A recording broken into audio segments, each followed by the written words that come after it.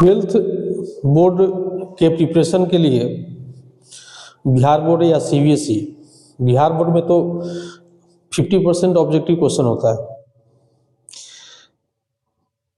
CBSE में भी काफ़ी क्वेश्चंस होता है। तो हम लोग पहले ऑब्जेक्टिव क्वेश्चन शुरू में 4 से 5 दिन तक जो है 200 से 250 क्वेश्चन ऑब्जेक्टिव करेंगे और उसका प्रैक्टिस कर लेंगे, तो हमको लगता है कि उसके बाहर का क्वेश्चन नहीं आएगा। इसलिए थोड़ा ध्यान से पढ़ करके और थोड़ा सा प्रैक्टिस कर लेगा तो आसानी से ऑब्जेक्टिव क्वेश्चन जो है, इसमें लिखा हुआ है important VVI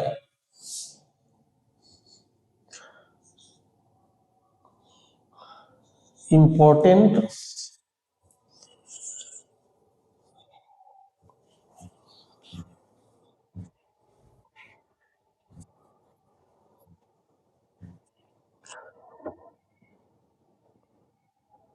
important VVI objective questions for 12th board.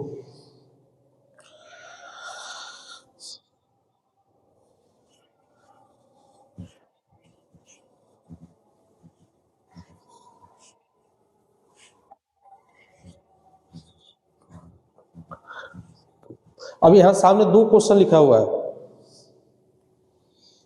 2 question लिखा हुआ है, तो हम लोग बारी बारी से क्या करेंगे, इसको देखेंगे। जैसे दिया हुआ है y sin log x then find dy dx, या dy dx का वैल्यू क्या होगा। ऐसा पूछ सकता है कि if y equals to sin log x, या सीधा लिखा हुआ है कि find the derivative of sin log x, y नहीं दिया हुआ है, फिर भी आंसर उतना ही होगा। सिर्फ अगर साइन लिख दे कि derivative of sine log x क्या होगा, तो इसका मतलब यही होता है कि साइन लॉग एक्स वाई है और वाई का डेरिवेटिव क्या होगा। तो साइन का डेरिवेटिव कॉस होता है, साइन का डेरिवेटिव कॉस होगा, तो संयोग से आंसर 3 में कॉस है। अब यहां से यहां तक देखेंगे x की संख्या कितनी है, तो x की संख्या 1 है, मतलब ये पूरा एक टर्म है। तो साइन का अगर कॉस होगा, साइन x का अगर कॉस x होता है, जैसे साइन का कॉस होगा तो log x भी साथ में होगा। बाद में इस log x को डिफरेंशिएट करेंगे, बाद में इस log x को डिफरेंशिएट करेंगे तो क्या आ जाएगा 1/x। तो साइन का माइनस होता नहीं है, साइन का माइनस कौन सी में होता है, साइन का माइनस कॉस होता है इंटीग्रेशन। तो ये इसका आंसर होगा y equal to sine log x, तो इसका हो जाएगा कॉस लॉग x, और लॉग x का डेरिवेटिव x हो जाएगा, 1/x हो जाएगा।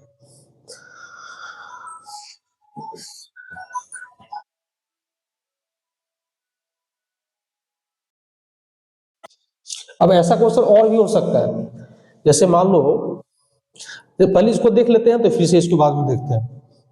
y equal to x cube plus 4x plus 6 है, तो d2y dx स्क्वायर का वैल्यू कितना होगा। तो d2y dx स्क्वायर का मान जो होगा,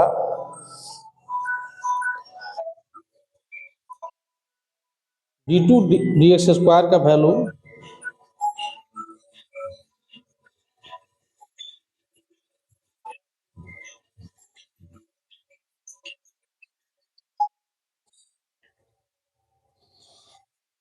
d2x, तो क्या करना है, इसको 2 बार डिफरेंशिएट करना है,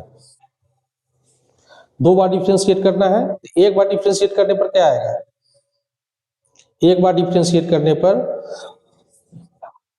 इसको अगर 1 टाइम डिफरेंशिएट करेंगे तो एक्स क्यू का 3x स्क्वायर होगा, 4x में x का 1 हो जाएगा तो 4 बचेगा, और 6 का 0 हो जाएगा। ये फर्स्ट टाइम डिफरेंशिएट करने के बाद है। लेकिन सेकेंड टाइम इसको डिफरेंशिएट करेंगे d2y dx स्क्वायर, तो इसका वैल्यू हो जाएगा, अब इसका x स्क्वायर का 2x, 3 इंटू 2x, अब 4 का 0, मतलब आंसर क्या होगा, आंसर इसका 6x होगा। ठीक है, पहले अगर सिंगल डेरिवेटिव रहता, अगर dy dx निकालना होता तो आंसर कितना होता, 3x स्क्वायर प्लस 4 होता है। लेकिन चूंकि 2 बार डिफरेंशिएट करना है, अगर मान लो कि इसी में तीन बार इसको 3 टाइम्स डिफ्रेंशिएट करना हो तो फिर से इसको डिफ्रेंशिएट करेंगे तो x का 1 हो जाएगा, 6 बच जाएगा। अगर 4 टाइम डिफ्रेंशिएट करना होता तो इसका वैल्यू 0 हो जाता। अगर फर्स्ट क्वेश्चन को हम फिर से देखते हैं, फर्स्ट क्वेश्चन को फिर से देखते हैं, कुछ और देखते हैं इसमें एग्जांपल।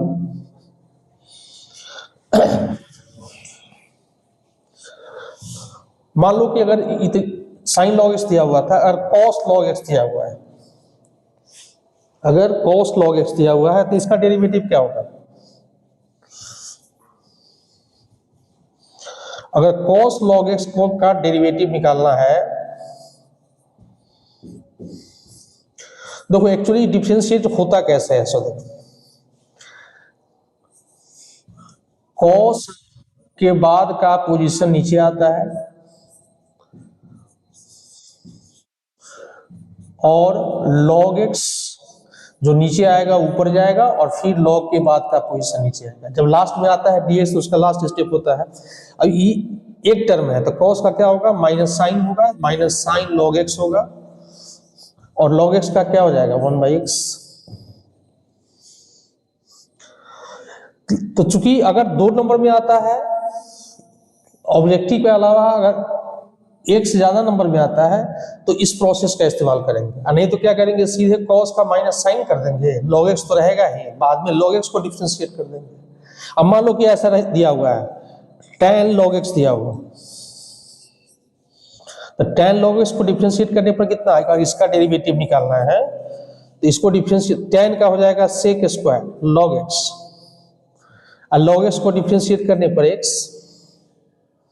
बस यही प्रोसेस है, बस उसको डिफरेंस। मान लो कि cot log x दिया हुआ है, cot log x दिया हुआ तो क्या हो जाएगा? इसका हो जाएगा minus cosec square log x upon x। यही पूरी कहानी है।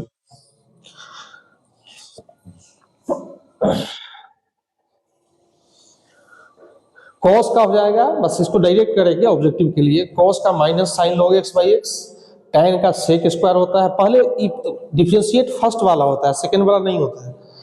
tan का सेक स्क्वायर, इसको जस्ट का तस उतारेंगे और फिर तब सेकंड वाले को करेंगे। पहले फर्स्ट वाले को करेंगे, उसके बाद तब सेकंड वाले को करेंगे। अब देखते हैं तीसरा।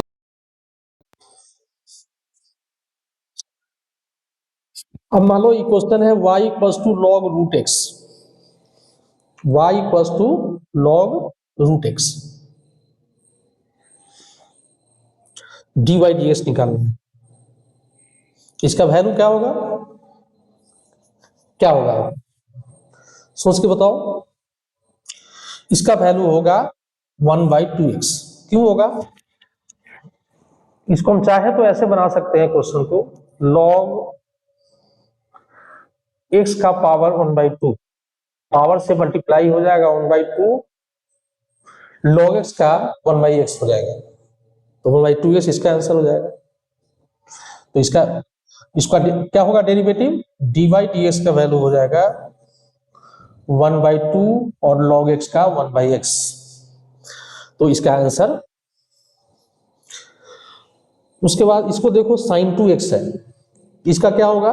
2 sin 2x cos 2x 2 cos 2x कोई नहीं। तो साइन में कोई भी कोफिशिएंट लगा हो, पहली बात की साइन स्टैंडर्ड फॉर्म में है तो इसका कॉस होगा, और याद रखना है डेरिवेटिव में उसके कोफिशिएंट से मल्टीप्लाई होता है। क्या होता है? कोफिशिएंट से उसमें मल्टीप्लाई होता है। डेरिवेटिव में क्या होगा?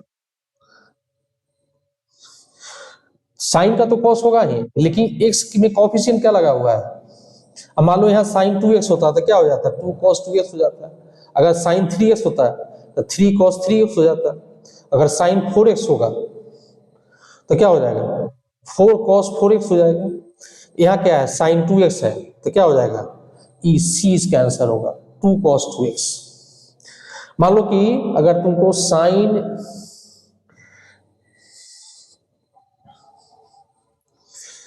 ax/2 इसको डिफरेंशिएट करना है, सपोज करो इसको डिफरेंशिएट करना है, तो इसका वैल्यू कितना हो जाएगा, इसका हो जाएगा cos ax/2, और x में क्या लगा हुआ है, x का 1 हो जाएगा, तो a/2 से गुना हो जाएगा। ये एक्स्ट्रा क्वेश्चन है, इस फॉर्मूला को याद रखना है। साइन ax का होता है a cos x, x में साइन का cos तो होगा ही, लेकिन x में जो लगा रहेगा उससे मल्टीप्लाई करेंगे। कोफिशिएंट से स्क्रीनशॉट ले लो, कोफिशिएंट से डेरिवेटिव में मल्टीप्लाई होता है, लेकिन इंटीग्रल निकालते हैं तो कोफिशिएंट से डिवाइड होता है। अब जरा इसको देखते हैं, इसको याद रखो कि पूरा एक टर्म है, तो log का डेरिवेटिव क्या होता है, log का डेरिवेटिव होता है log x का log, इसको याद रखना है। अगर यहां मान लो ब्लैंक स्पेस है, इसका डेरिवेटिव निकालना है, इसका वैल्यू कितना होगा, 1/डेरिवेटिव d डेरिवेटिव dx। इसी फॉर्मूला को फॉलो करना, बशर्ते टर्म 1 रहे तब। अब यहां से देखो कैसे जानेंगे कि एक टर्म है, यहां से शुरू करेंगे, जहां पर x मिलेगा वही अंदाज चलेगा कि टर्म की संख्या 1 है। अगर बीच में एक और x यहां होता तो ई टर्म अलग होता, जहां x होगा उसके बाद दूसरा टर्म स्टार्ट होगा, माने वहां टर्म कंप्लीट हो जाता है। जैसे sin x एक टर्म है sin x, लेकिन अगर sin cos x लिखा हुआ है तो sin cos x पूरा एक टर्म है।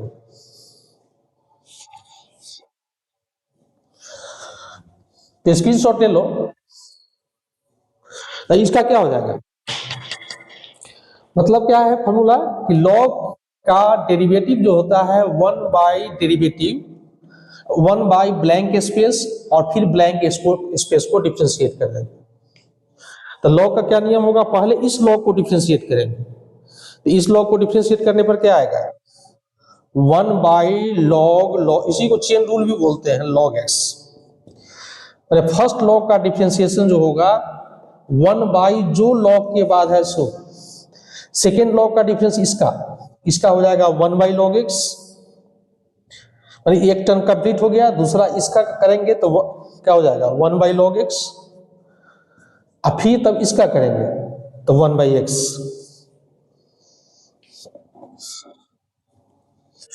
मतलब क्या हो गया कि log x का मतलब हुआ कि पहले इस log का करेंगे तो 1 जो log के बाद है सो, फिर इसका करेंगे इसका, तो इस log को हटाएंगे 1 जो log के बाद है सो, और फिर इस log का करेंगे तो 1/x हो जाएगा।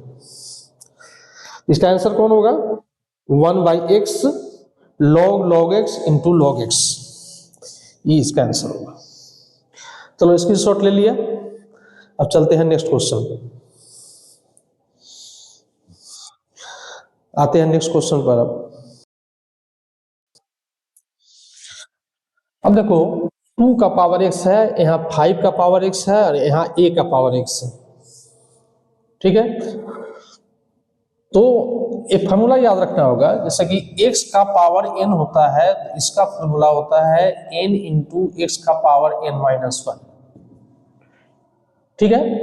तो इसके अनुसार ये आंसर ही होना चाहिए, लेकिन ये आंसर नहीं होगा।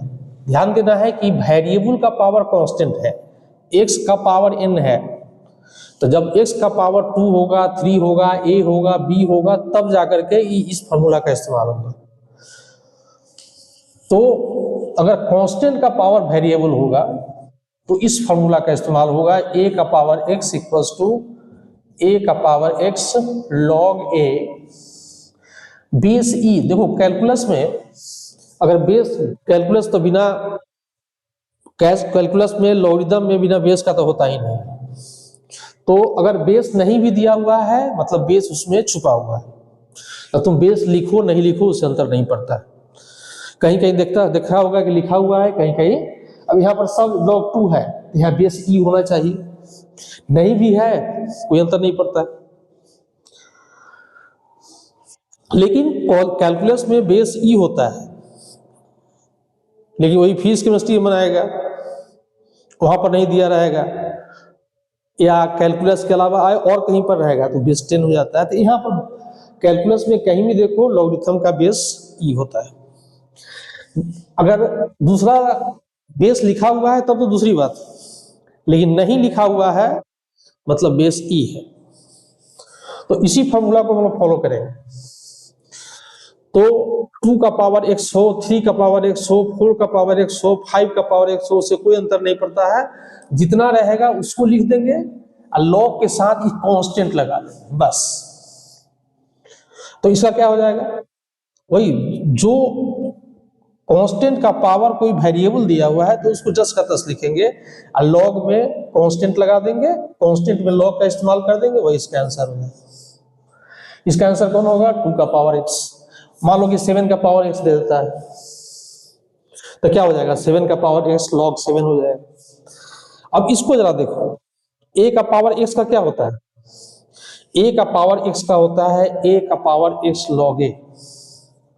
अब यहाँ log a का तो डिफरेंशिएट, अब दोबारा जब डिफरेंशिएट करेंगे तो इसका तो डिफरेंशिएशन होगा नहीं, तो कांस्टेंट है। तो कांस्टेंट है तो क्या होता है, कांस्टेंट बाहर निकाल लेंगे तो दोबारा डिफरेंशिएट करने पर x का क्या आएगा, x log a फिर आएगा, एक log a पहले से दिया हुआ है तो log a का होल स्क्वायर हो जाएगा, दोनों में मल्टीप्लाई कर देंगे तो आंसर क्या हो जाएगा, सी। ये बात याद रखना कि a के पावर x का 1 टाइम डिफरेंशिएशन करेंगे और 1 टाइम डिफरेंशिएशन करेंगे तो वैल्यू आएगा a का power log a x log a। Second time करेंगे तो log a का होल स्क्वायर हो जाएगा, थर्ड टाइम करेंगे तो log a का होल क्यूब हो जाएगा, फोर्थ टाइम करेंगे तो log a का होल 4 हो जाएगा, अगर फिफ्थ टाइम करेंगे तो log a का, ठीक है। तो ऐसा क्वेश्चन आता है 2 बार डिफरेंशिएट करने में।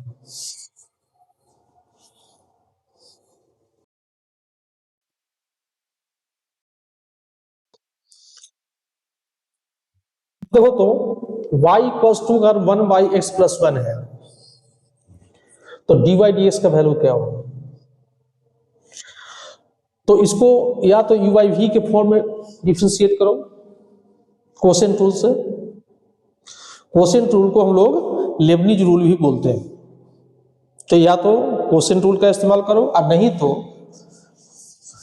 इस फॉर्मूला को याद रखो कि अगर x का पावर 1 है, जैसे 1/x, इसके आधार पर इसको डिफरेंशिएट करो, इसका वैल्यू होता है -1/x²। या अगर 1/x प्लस या माइनस a हो तब भी इसका वैल्यू होता है -1/x प्लस माइनस a इसका होल स्क्वायर। इसी को फॉलो करेंगे। तो x के साथ x प्लस में हो, और स्पेशली होता क्या है कि e जैसे e है 1/x प्लस या माइनस a, तो पहले इसके आधार पर -1/x प्लस x का स्क्वायर हो जाता है, x के स्थान पर क्या है। बाद में क्या करते हैं, इसको डिफरेंशिएट करते हैं, तो x का 1 a का 0, बस इसी के आधार पर करेंगे। 1/x का क्या होता है -1/x², तो 1/x प्लस या माइनस a के स्थान पर 1 हो, 2 हो, 3 हो, 5 हो, वैल्यू इतना ही हो जाएगा। लेकिन एक्चुअली दिमाग में रखने वाली बात है कि इसी को इसको दोबारा डिफरेंशिएट करते हैं तो x का 1 आता है, उधर 0 प्लस या माइनस, इसको नहीं लिखते हैं। तो चलो इसको अगर फॉलो करते हैं तो 1/x-1 का क्या हो जाएगा, इसका आंसर क्या होगा, इसका आंसर हो गया -1/x प्लस 1 का होल स्क्वायर। इसका क्या होगा, इसका हो जाएगा -1/x-1 का स्क्वायर। फिर इसका क्या होगा तो वही 1/1 - x का होल स्क्वायर, लेकिन एक्चुअल में इससे पहले x के आगे प्लस लगा हुआ था, होता तो x का डेरिवेटिव 1 है। डिफरेंशिएट इसको भी करते हैं तो वहां डिफरेंशिएट नहीं भी करेंगे तो काम चल जाएगा, लेकिन यहां चूंकि x के पहले माइनस लगा हुआ, बात याद रखना होगा कि x के कोफिशिएंट से इसको मल्टीप्लाई किया जाता है। नहीं तो फिर से एक बार देख लो कि इसको हम डिफरेंशिएट कर लेंगे। इसको डिफरेंशिएट करेंगे तो क्या आएगा, 1 का 0 आएगा, x का 1 आएगा, माइनस है, इसलिए इसका वैल्यू कितना क्या हो जाएगा, -1 माइनस एक्स स्क्वायर ई इसका वैल्यू हो गया, इसमें माइनस से गुना हो जाएगा तो आंसर आ जाएगा बी। ठीक है, 1/1 माइनस एक्स का क्या होगा, प्लस में रहेगा तो बस कोई समस्या नहीं, माइनस में रहेगा तो यहां माइनस खत्म हो जाएगा। ठीक है, अब कल स्क्रीनशॉट ले लो इसका।